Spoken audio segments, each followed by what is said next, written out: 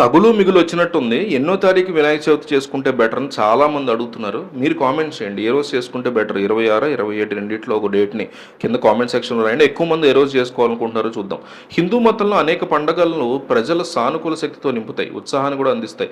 వినాయక చవితిని మహారాష్ట్రలో ఎంతో ఘనంగా జరుపుకుంటారు. తెలుగు రాష్ట్రాల్లో కూడా వినాయక చవితి పండుగను అంగరంగ వైభవంగా జరుపుతారు.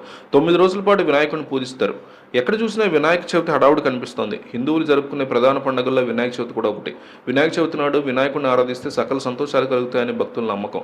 మార్కెట్లో భారీ సంఖ్యలో వినాయక విగ్రహాలు సిద్ధమవుతున్నాయి. వినాయక చవితి త్వరలో రానున్న నేపథ్యంలో ఎక్కడ చూసినా అందమైన వినాయక విగ్రహాలు కనిపిస్తున్నాయి.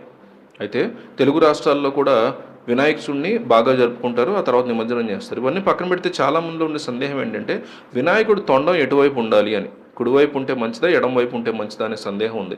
మీరు కూడా ఈ సమాధానం కోసం చూస్తున్నట్టయితే ఇది చూడొచ్చు. మార్కెట్లో చాలా రకాల వినాయక విగ్రహాలు మనకు కనబడుతున్నాయి. అయితే కొన్ని వినాయక విగ్రహాలు తొండం ఎడమవైపు ఉంటే కొన్ని కుడివైపు ఉంటుంది. ఇలాంటి పరిస్థితుల్లో ఏది సరైనదనే కన్ఫ్యూజన్ చాలా మందిలో ఉంది. మత విశ్వాసాల ప్రకారం వినాయకుడికి తొండం ఎడమవైపు ఉండాలి. అలాంటి విగ్రహాన్ని ఇంటికి తీసుకురావడం వల్ల సానుకూల శక్తి వస్తుందని నమ్ముతున్నారు. అటువంటి విగ్రహాన్ని ఇంట్లో పెట్టి పూజిస్తే కోరికలు నెరవేరుతాయి. కుడివైపు తొండం ఉన్న వినాయక విగ్రహాలను ఆలయాల్లో ప్రతిష్ఠిస్తారు. ఎడమవైపు తొండం ఉన్న వినాయక విగ్రహాలను ఇంటికి తీసుకురావడం వల్ల శుభ ఫలితాలు పొందుతారని పండితులు చెప్తున్నారు. వినాయక చవితి వినాయకుడిని కొనుగోలు చేసేటప్పుడు చాలా మంది రంగురంగుల వినాయకులను కొనుగోలు చేస్తూ ఉంటారు.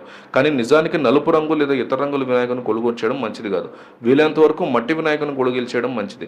మట్టి వినాయకుడి వల్ల పర్యావరణ కూడా ఎలాంటి హాని జరగదు. అంతేకాకుండా మట్టి వినాయకుడిని ఇంటికి తీసుకురావడం వల్ల అదృష్టం కూడా కలిసి వస్తుందని నమ్మేవారు ఉన్నారు. గణేశోత్సవానికి సన్నాహాలు ప్రారంభమయ్యాయి. ప్రతి సంవత్సరం భాద్రపద మాసంలో శుక్లపక్షం చతుర్థి తిథి నాడు వరుసగా 9 రోజుల పాటు వినాయకోత్సవాలు అంగరంగ వైభవంగా జరుపుకుంటారు. ఈ సమయంలో గణేశుడి విగ్రహాన్ని ఇంటి పూజ గదిలో లేదా మండపంలో ప్రతిష్ఠించి ఆచారాల ప్రకారం పూజిస్తారు. హిందూ పంచాంగం ప్రకారం ఏడాది ఆగస్టు 27వ తేదీన వినాయక చవితి జరుపుకుంటున్నారు.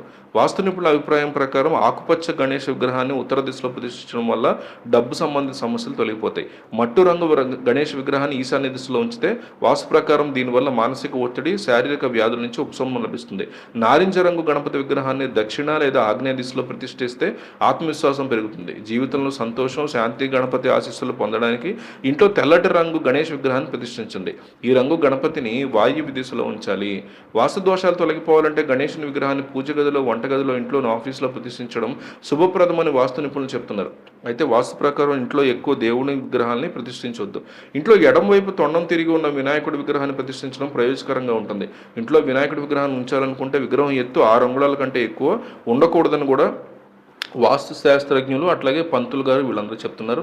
సో వినాయక చవితి ఏ రోజు జరుపుకుంటున్నారు మీరు? ఆగస్టు 26, 27 ఎక్కువ మంది ఏ రోజు జరుపుకుంటున్నారు అనేది వీడియో చూస్తే అర్థం అవ్వాలి, కామెంట్స్ చూస్తే. సో మిస్ అవ్వకుండా ప్రతి ఒక్కరు కూడా ప్రతి ఒక్క వినాయక చవితి జరుపుకునే ప్రతి హిందువు కూడా కింద కామెంట్ చేయండి.